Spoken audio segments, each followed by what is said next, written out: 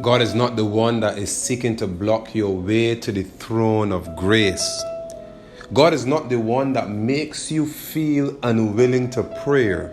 God is not the one that makes you feel sleepy on mornings, to make you feel as though you can't get up to prayer or to read your Bible.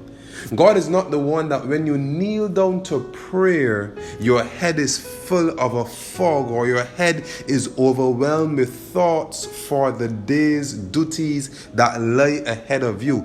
God is not the one that makes your mind go blank every time you drop on your knees at your bedside to petition the throne of grace for help. God is not the one that makes prayer feel more like a burden than a blessing. God is not the one that makes you feel as though it is useless and futile to pray, beloved. God is not the one that does that. God is not the one that is making you feel as though it is an exercise in futility, as if it is a burden to even attempt to pray. God is not the one that is flooding your soul with these emotions of distress, making you feel as though that you will never be able to pray to God.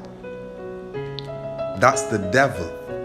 That is what Satan is supposed to do. Satan is supposed to block your way, block your path to the throne of grace. Satan is supposed to make you feel as though it is futile to pray to God. Satan is supposed to make prayer the most difficult activity of your day and difficult activity in your life. Satan is the one who blocks your way to the throne of grace. Satan is the one who places stumbling blocks in your path when it comes to praying to God, beloved. But what do you do?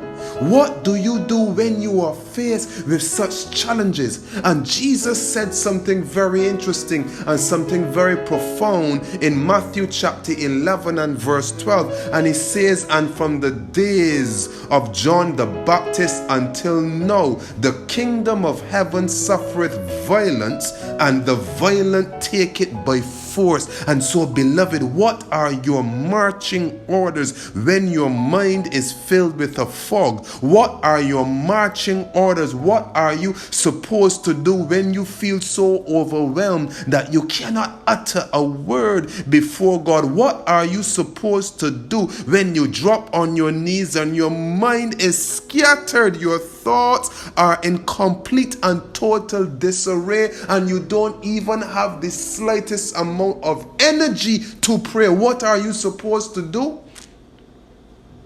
Prayer.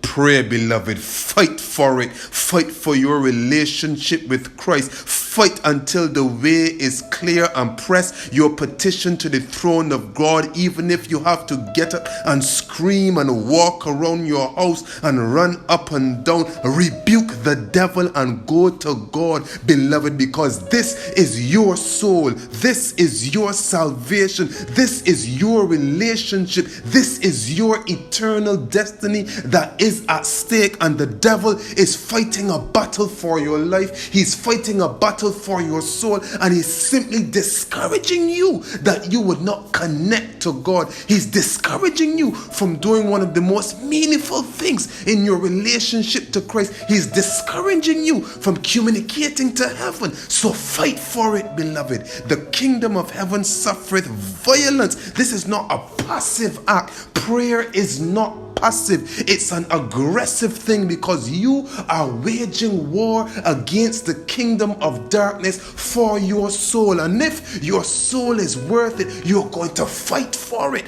If you can fight for your job and fight for your family and fight for your children, the first thing you must do is fight for your soul, beloved. And you must fight, because when you fight, you will win by God's grace. You may be knocked down, you may be stalled up, you may be slowed up, but you are going to win. Fight for your relationship with Christ, beloved, and do not give up, because Jesus has said that in order for you to take the kingdom of heaven, you must take it aggressively with violence, that you must pray to God and pour your soul out to him and let him know that the devil is trying to bound your path before him.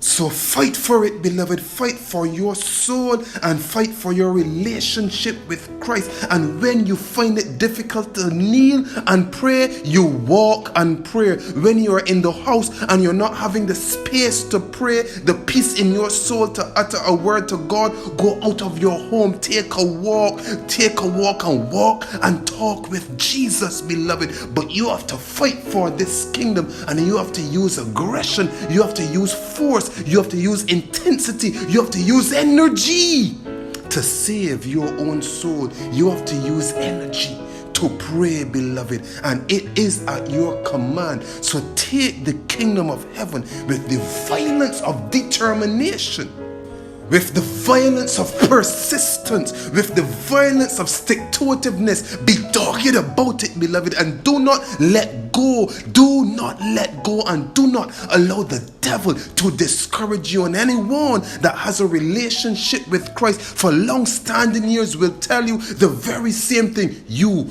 have to fight for it. So you make sure that you fight for it today, and do not allow the devil to subdue the fire that is burning within your soul through distractions and discouragements. Fight for your soul today, because the kingdom of heaven suffereth violence, and the violent taketh it by force. This is the word of life with Andre Knight.